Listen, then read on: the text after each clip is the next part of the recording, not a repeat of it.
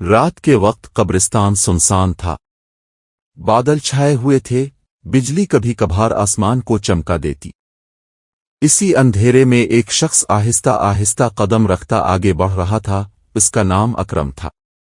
وہ گاؤں میں ایک کفن چور کے نام سے مشہور تھا، مگر لوگ اس کی حرکتوں سے ڈرتے بھی تھے۔ آج وہ پھر ایک نئی قبر کے قریب پہنچا تھا۔ اکرم نے ارد گرد دیکھا، کوئی نہیں تھا۔ ہاتھ میں کدال تھی اور اس کی آنکھوں میں لالچ۔ یہ نیا کفن تو بہت قیمتی لگتا ہے، اس نے زیر لب کہا اور قبر کھودنے لگا۔ ہوا تیز ہونے لگی، مگر وہ باز نہ آیا۔ کدال زمین پر پڑتی رہی، مٹی ہٹتی رہی۔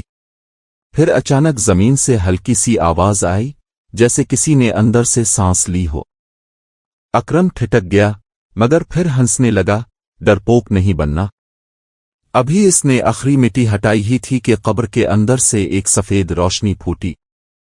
چہرہ نظر نہیں آیا، بس ایک چادر نما وجود ابھرا۔ لمبا، خاموش، مگر نگاہوں میں آگ تھی۔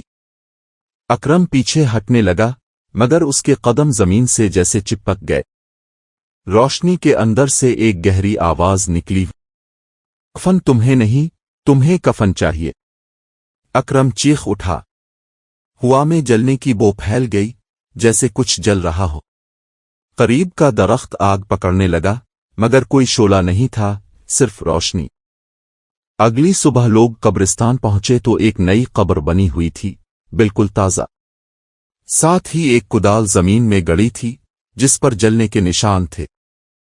امام صاحب نے سب کو خاموشی سے دیکھنے کو کہا۔ اللہ کے گھر کی مٹی سے کھیلنے والے خود اسی میں دفن ہو جاتے ہیں۔ اس دن کے بعد گاؤں میں کبھی کوئی قبر کے قریب رات کو نہ گیا۔